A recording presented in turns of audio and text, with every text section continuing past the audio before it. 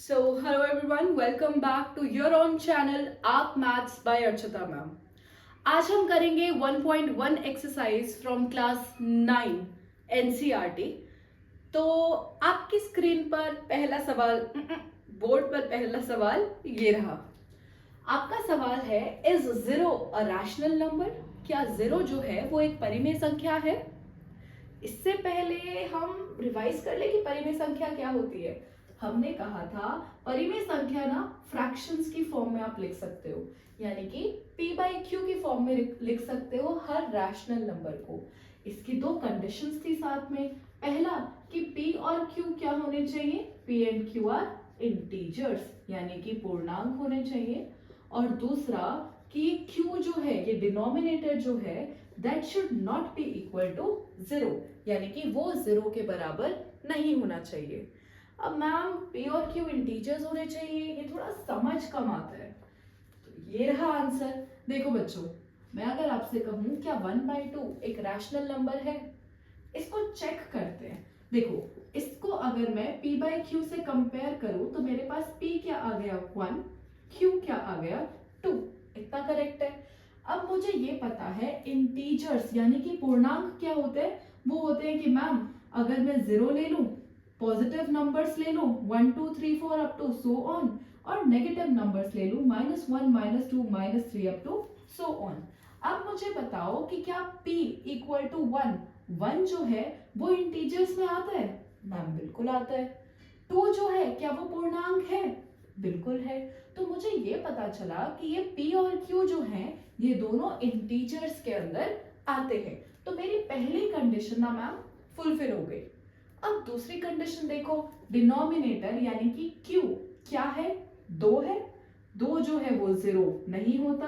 तो मेरी जो दूसरी कंडीशन है ना कि q जो है वो जीरो नहीं होना चाहिए, तो वो भी फुलफिल हो गई। इसका मतलब 1/2 एक रैशनल नंबर है। ओके, इसी के साथ हम चेक करेंगे कि क्या जीरो जो है वो एक रैशनल नंबर है या नहीं। उसके लिए हम क्या करेंगे, उसके लिए हम जीरो को लिख देंगे, जीरो बाय 1। एंड ये कैसे लिखा? मैं आपसे बोलती हूं कि मैं किसी भी होल नंबर या इंटीजर को लिख सकती हूं। अगर मेरे को 4 डिनोट करना है ना फ्रैक्शंस की फॉर्म में, तो मैं लिख सकती हूँ इसको 4/1। देखो बच्चों, इसका मतलब क्या होता है कि 4 को डिवाइड किया है 1 से। अगर मैं ऐसा करती हूँ, 4 को 1 से डिवाइड करूं, तो 1 की टेबल में 4 कहाँ आता है, 4 पे। 1 4 जार 4, बेसिक डिविजन ऑपरेशन लगाएंगे, आंसर क्या आ गया 4। यानी कि मैं 4 को 1 से डिवाइड करूंगी तो मेरे पास आंसर क्या आ जाएगा, 4 ही आ जाएगा। इसका मतलब मैं किसी भी इंटीजर को, लेट अस से अगर ये -80 होता तो मैं इसको लिख सकती हूँ -80/1। समझ आया सबको? सिमिलरली मैं जीरो को लिख सकती हूँ 0/1। अब इसको कंपेयर करते हैं, क्या ये p बाई क्यू फॉर्म में है? बिल्कुल है। जहां पर p किसके इक्वल है, 0 के, q किसके इक्वल है, 1 के। अब आप मुझे ये बताएं कि रैशनल नंबर्स की दो कंडीशन होती थी। पहली कंडीशन कि ये p बाई क्यू फॉर्म में तो होने ही चाहिए, जहां पर p और q क्या हो, इंटीजर्स हो, p and q are integers. और दूसरी कंडीशन होती है कि ये जो q है वो 0 के इक्वल नहीं होना चाहिए। तो क्या p एक इंटीजर है? बिल्कुल है। q एक इंटीजर है? बिल्कुल है। तो मेरी पहली कंडीशन हो गई fulfil.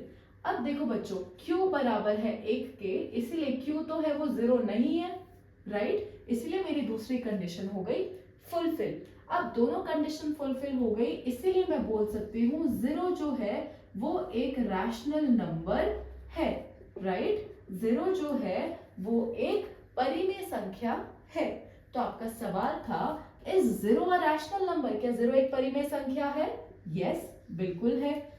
Can you right it in the form of p by Q? क्या इसे p बाई क्यू की फॉर्म में लिख सकते हो? बिल्कुल लिख सकते हैं। जहां पर p और q क्या है, इंटीजर्स हैं। p और q क्या थे हमारे, इंटीजर्स। और q जो है वो 0 के बराबर नहीं होना चाहिए। तो ये हमने सॉल्व कर दिया first question. Let's get back to the second question.